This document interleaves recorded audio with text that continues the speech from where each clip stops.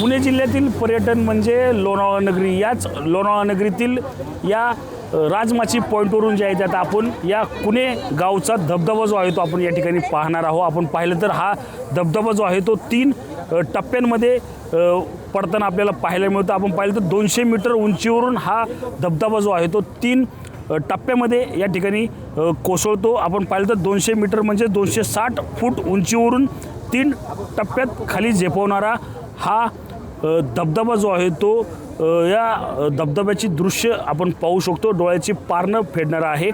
धबधब्याच्या प्रचंड वेगाने कोसळणाऱ्या पाण्याचा आवाज, अंगावर येणारी थंडगार वाऱ्याची झुळूक, चारही बाजूनी असलेलं पावसाचं वातावरण, हे पावसाचं वातावरण अनुभवण्यासाठी अनेक पर्यटक जे आहेत ते या ठिकाणी दाखल झालेले आहेत. आपण पाहू शकतो की राज्याच्या विविध कानाकोपऱ्यातून हे पर्यटक जे आहेत ते या ठिकाणी आलेले आहेत. आपण काही पर्यटकांशी देखील बोलण्याचा या ठिकाणी प्रयत्न करणार आहोत. काय सांगशील, कुठून आली इथे? पुणे. हां, काय पाहिलं तू आता इथं हा धबधबा बघती? खूप सुंदर असा निसर्ग आहे आणि खूप छान असा धबधबा आहे. खूप सुंदर वाटते. माहिती का 3 टप्प्यामध्ये हे होतो? नाही, हां हां, अच्छा. पण बघून खूप स्वर्गात आल्यासारखं वाटते. अच्छा.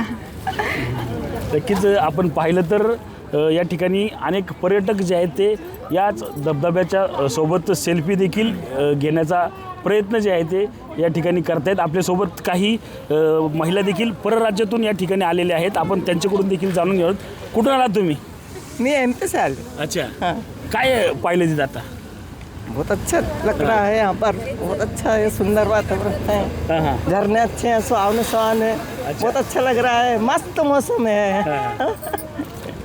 नक्कीच आपण पाहिलं तर चांगला हवामान जे आहे ते या ठिकाणी असल्याचं पाहायला मिळतं. आपण पाहिलं तर या राजमाचीच्या दरीमध्ये आपण पाहिलं तर विविध या ठिकाणी हे धबधबे जे आहेत ते प्रवाहित झालेले आहेत. आपण पाहिलं तर हिरव्यागार या घनदाट झाडीतून हे पांढरे शुभ्र धबधबे जे आहेत ते खाली कोसळताना अनेक जण आपल्या मोबाईलमध्ये हे दृश्य जे आहे ते कैद करताना आपल्याला एकूण पाहायला मिळतं आहे. आपण पाहिलं तर कुणे गावातील हाच तो धबधबा जो आहे तो हा पाहण्यासाठी राजमाची पॉईंटवरून अनेक पर्यटक जे आहेत ते आता या धबधब्यावर आपली या पॉईंटवर जे आहे ते आता आपली हजेरी लावण्यास सुरुवात करत असल्याचं चित्र आपल्याला एकूणच पाहायला मिळत आहे. कॅमेरामॅन विशाल शिंदे, समीरंजित जाधव, TV 9 मराठी, लोणावळा, पुणे.